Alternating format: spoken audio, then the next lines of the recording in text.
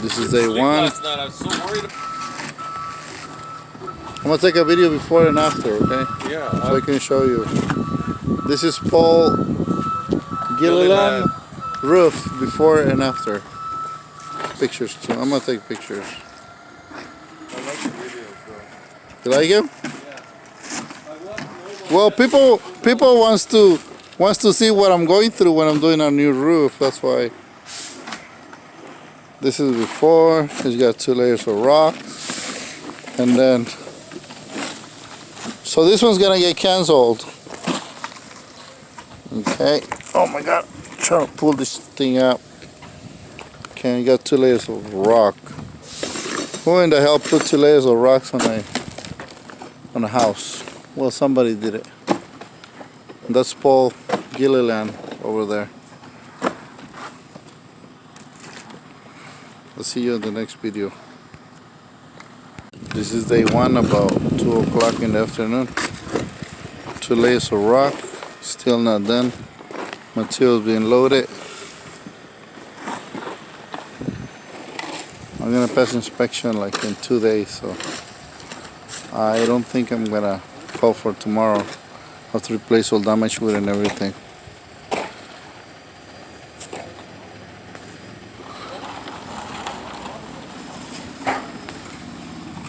It's a mess.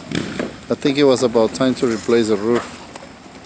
Greetings to Paul Gilliland.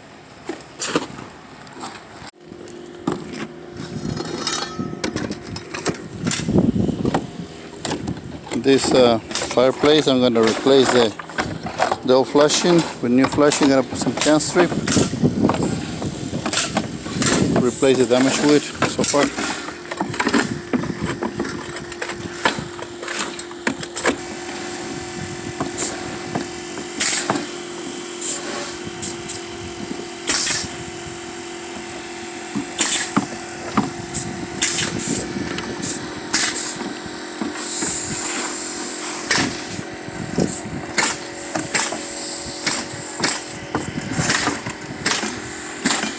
Day two, the removal is done already. Replaced quite a bit of damaged wood.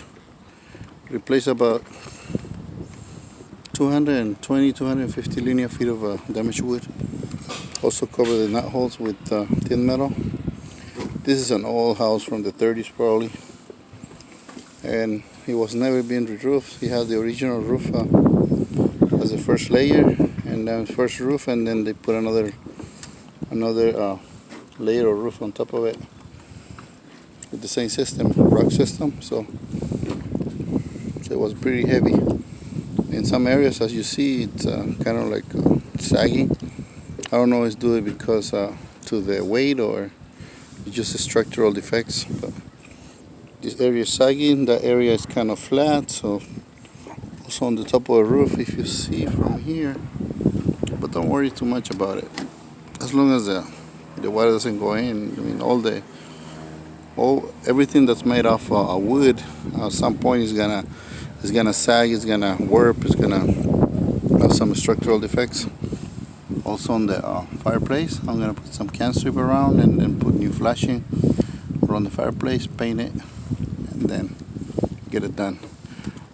It's gonna be a 2-ply torch down system with modified beige sheet underneath.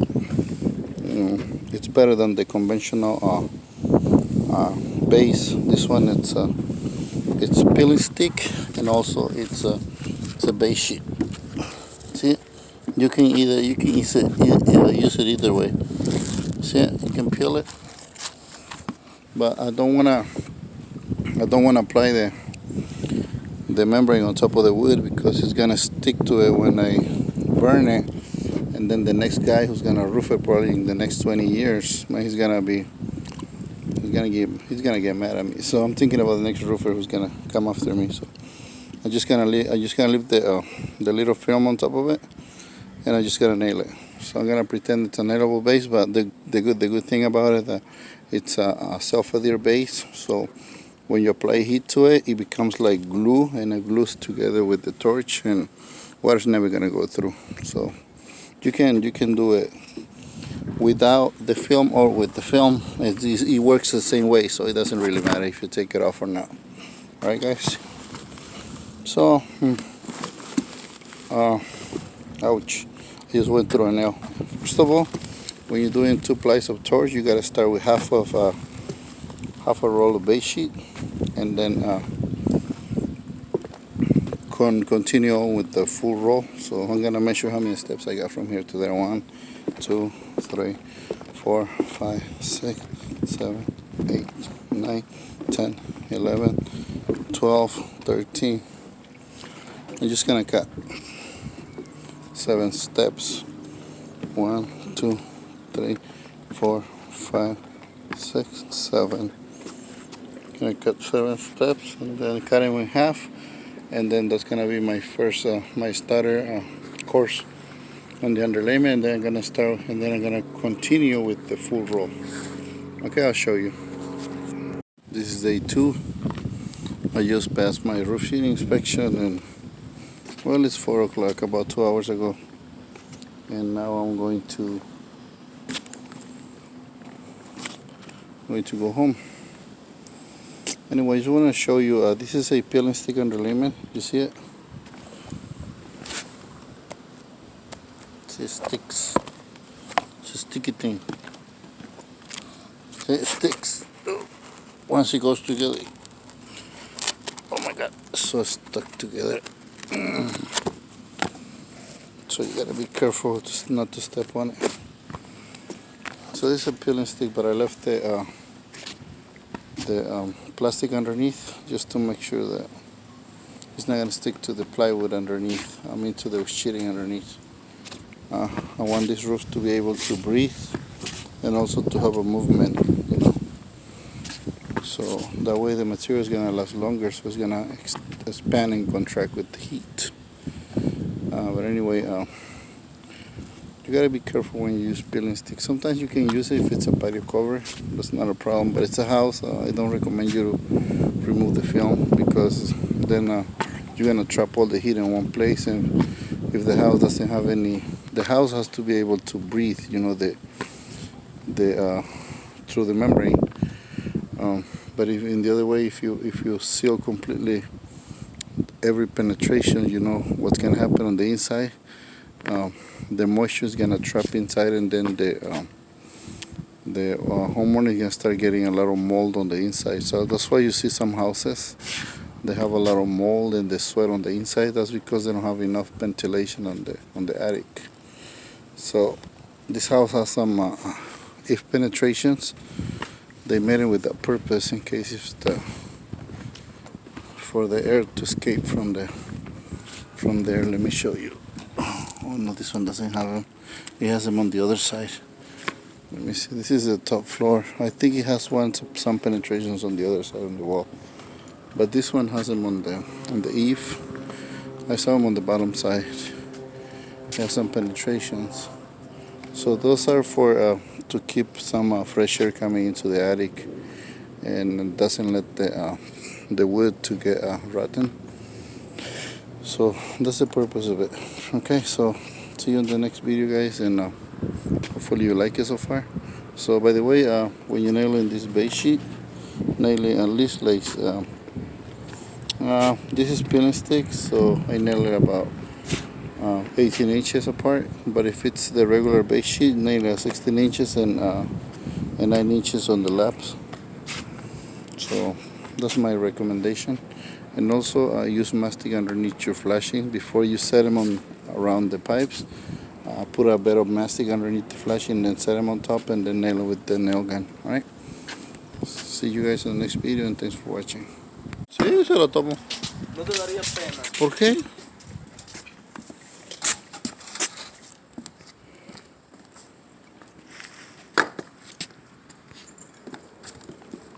¿Te puedo tomar una foto, don José? Algo que le quiera decir a Daniel. A Daniel. Ajá, algo, dígale. Vos, bichito, algo que le quieres decir a Melara. Que no se pase de ver, güey. ¿Por qué? Dime, ¿qué hace Melara? Es bien malo. Es un Melara, sos un abusador. Híjole, todos millones lo van a mirar que es un abusador. ¿Cuántos? Millones lo van a mirar. Sí. Oh, 5 personas. Touchdown, sometimes you come across roofs that are not totally flat, like in this case. It has a little slope on about 1.5 and 12. Well, in this case, on the sides, on the gable side, I'm using a high-rise edge metal. High-rise means that it has a little lip on the top, so it's gonna prevent from the water to run off that on the side of the house. And on the front of the house, I'm using just the regular 2x4 edge metal, because right here is gonna have gutters. So right here you see it doesn't have any rise on the top, the little kick on the top. Only right here, I don't know if you can see it. See, it has a little kick, about half an inch. So that half an inch is gonna prevent the water from running off the house on the sides, on the gable side. And it's only installed on the gables. It's not installed in the front, because unless you have gravel. When you're burning like little pieces like this that go underneath that goes underneath the Z-bar, you have to put a lot of fire to the little piece that goes underneath. Make sure you use like a slab sheet underneath so you don't burn the white side of it. So you put a lot of fire on it.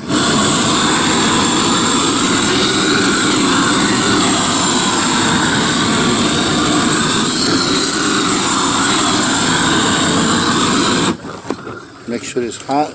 You use your trowel. Fold it slowly. Push it with your trowel, okay? Don't use your hands, please. Push it in, and then right here, push with your fingers on the corner. Make sure this is stuck, and we use gloves, okay? You see, if I wouldn't use this slab sheet, it'll be all marked. You see, you leave your fire marks, so and it looks ugly.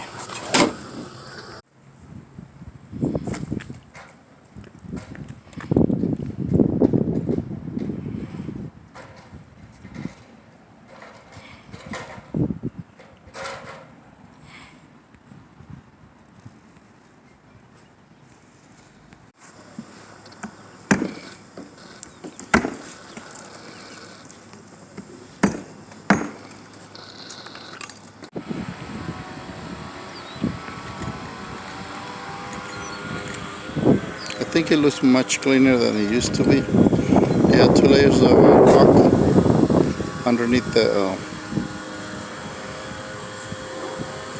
2 layers of rocks. Yeah, 2 layers of rocks over a space sheeting. Tomorrow I'll get it done 100%. Then I'll take the final video. Greetings to Mr. Paul Gilliland.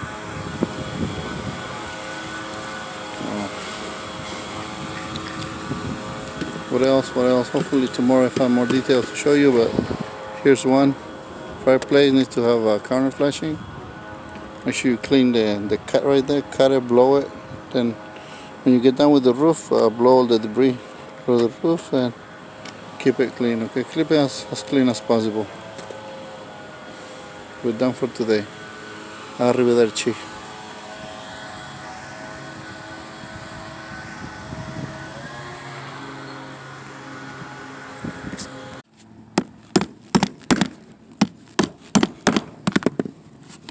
Always put a piece of torch underneath any wood that's going to touch the roof, so that way in case if it gets rotten it doesn't damage the roof, okay? So this one's going to go underneath the legs right here, so I'm going to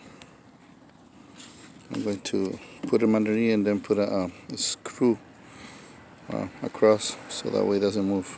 Alright guys?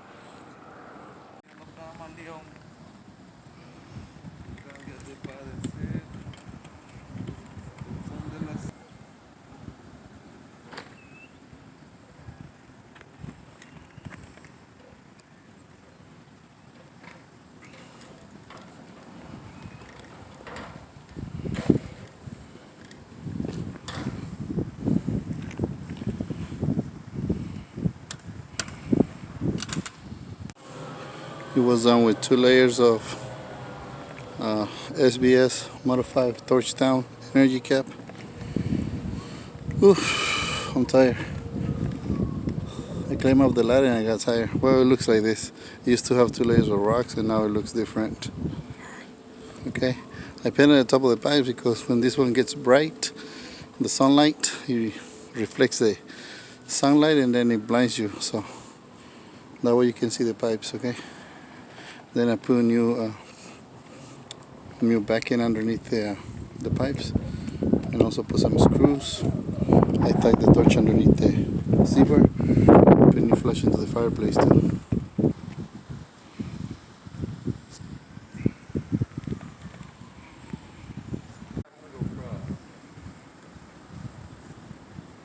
I'm gonna take a picture of you, is that okay? Can I upload you on YouTube?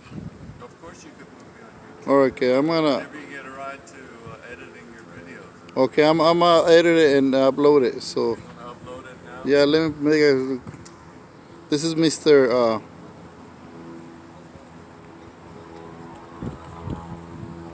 Okay, I got a good picture of you, Okay. Mr. Paul Gilliland. You sound Italian, you know that? I'm from Ireland. Ireland? Yeah. Irish. Northern Irish. Actually, my UK citizen. Okay. That's Mr. Irish passport, English passport, And US says US passport. oh my God, too many nations, huh? Well, he likes it. He says he likes it 9.5. I don't know what's the other 5 about. But anyway, I think I like it. I'm not the best roofer, but I think I did a decent job on this. It looks much cleaner than it was. Much cleaner. Alright, sayonara guys, subscribe. I was gonna upload a video with this final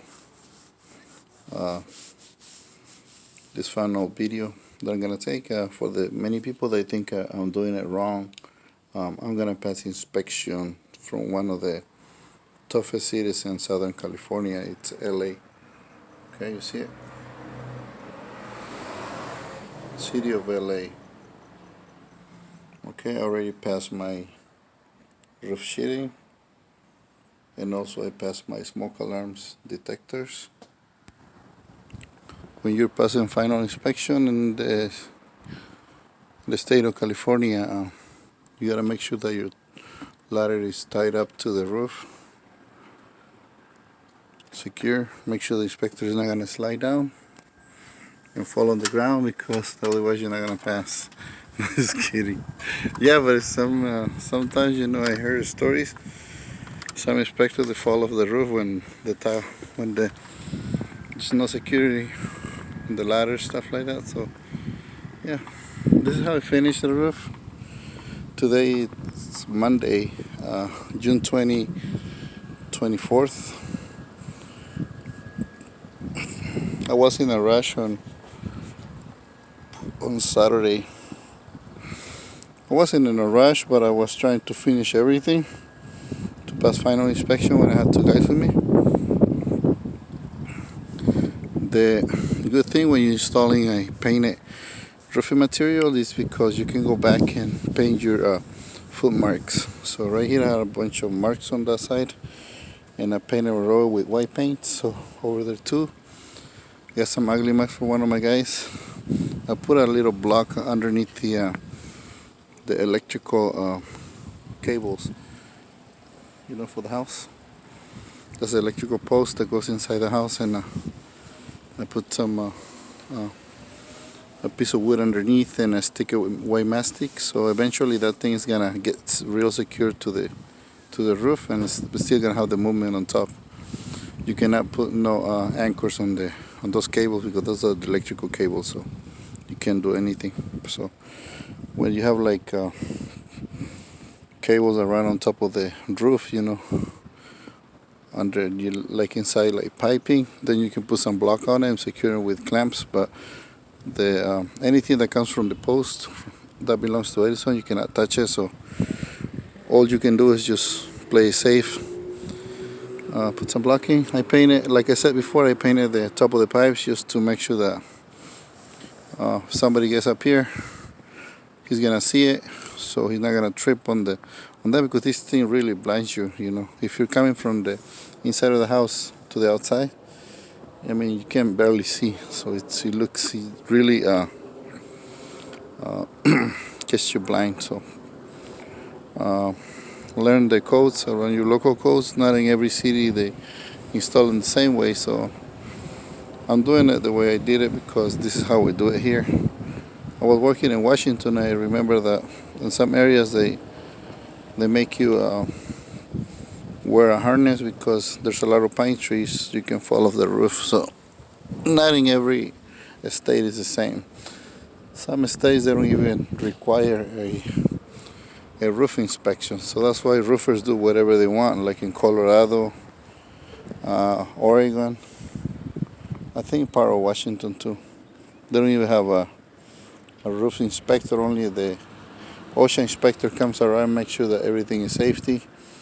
In Washington, they make you hang nail in some areas. I don't know why they believe it's better than gang nail. But anyway, I'm not going to get into an argument with nobody. So I respect your knowledge, same as you respect mine. I respect your codes, same as you respect the ones from California. So the main thing about any roof, it's no leaks. Bottom line, that's it. Any roofer can tell you he's the best roofer in the world, but every roofer is measured by his mistakes, his water leaks, his client. Sometimes they got too many complaints. They put the company out of business. So that's how roofing trade is measured, by your mistakes, by how successful your company is. And you can say whatever you want. You can say you're the best in the world, whoever. You can have that title. What really counts is how many customers took good stuff about you. That's my goal, and that's what I think that every roofer in the world should be. So I don't care who's the fastest, I don't know. That doesn't count to me. All right, guys, so I'm going to close this video to dedicate a special greeting to my friend Paul Gilliland, the owner of this house. And he's a really nice guy. He's one of my YouTube fans. And when I finally met him, he thought I was going to be like a stuck-up guy, I don't know. All because you're a YouTube star. Sometimes you believe you're flying up in the sky. No, I'm a really humble guy, very respectful, very honest. I might not be the cheapest one, but whatever I say, I follow through. So that's the main thing, and that's my advice to the new rookies that come into the trade. Whatever you say to the customer, you just follow through. Sometimes you don't make the money that you want to make, but it's our job. So, all right, guys. So thank you very much for watching, and this is Eric Garcia. With all the respect to the professional roofers around the world, and greetings. Stay safe up there. And again, greetings to Paul Gilliland. Thank you.